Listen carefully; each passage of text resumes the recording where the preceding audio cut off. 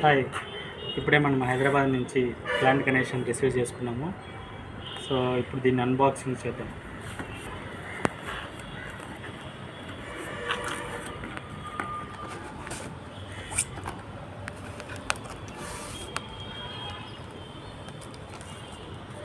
ఇక్కడ ఎలా వాడాలి ఏంటి అనేది పాంప్లెట్స్ ఇచ్చారు. దీన్ని ఫాలో అయితే సరిపోతుంది. ఇక్కడ ఇచ్చారు వెబ్సైట్ అడ్రస్, వాట్సాప్ నెంబర్స్ అన్నీ ఇచ్చారు. ఇప్పుడు మనం ప్లాంట్ గణేషన్ చూద్దాము.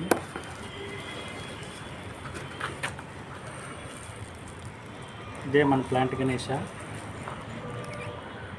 7 ఇంచ్ గణేష్ ఐడియల్ వస్తుంది. దీని లోపల పేపర్లో చుట్టు పెట్టింటారు అన్నమాట సీడ్స్.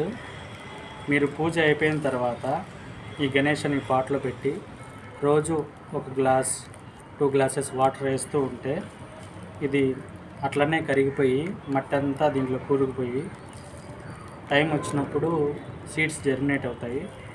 అప్పుడు ఒక ప్లాంట్ వస్తుంది.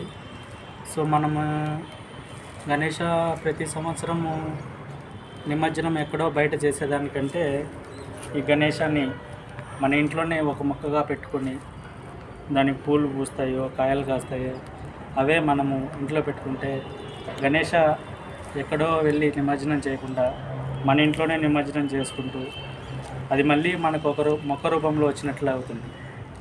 ఇది చాలా మంచి ఐడియా. ప్లాంట్ వాళ్ళు హైదరాబాద్లో ఉంది.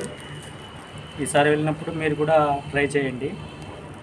సో మా చెల్లి మాధురి రాజ్ తను ఎంతో కష్టపడి నాకు ఈ మొక్కల్ని పంపించింది, ప్లాంట్ గణేశాన్ని.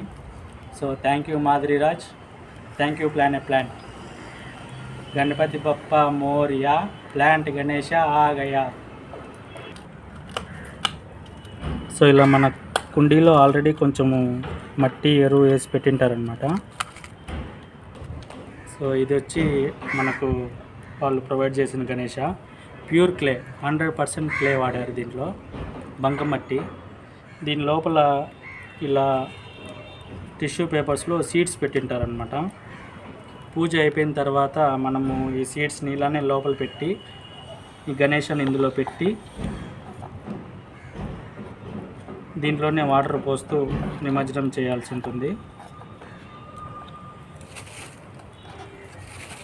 ఒక 10-15 రోజులకి మనకు ఒక మొక్క రావచ్చు. ఏ మొక్క వస్తుందో ఏమో అనేది we have to wait and see. So దీంట్లో ఇప్పుడు మనకు పూజ కిట్ కూడా ఇచ్చారు. ఇది చాలా బాగుంది, very nice concept. Thank you plant. మీరందరూ కూడా బంకమట్టిని గణేశాలనే, క్లే గణేశాలనే వాడి పర్యావరణాన్ని పరిరక్షిస్తారని కోరుకుంటూ గణపతి బప్ప మోరియా, ప్లాంట్ గణేష ఆగయా.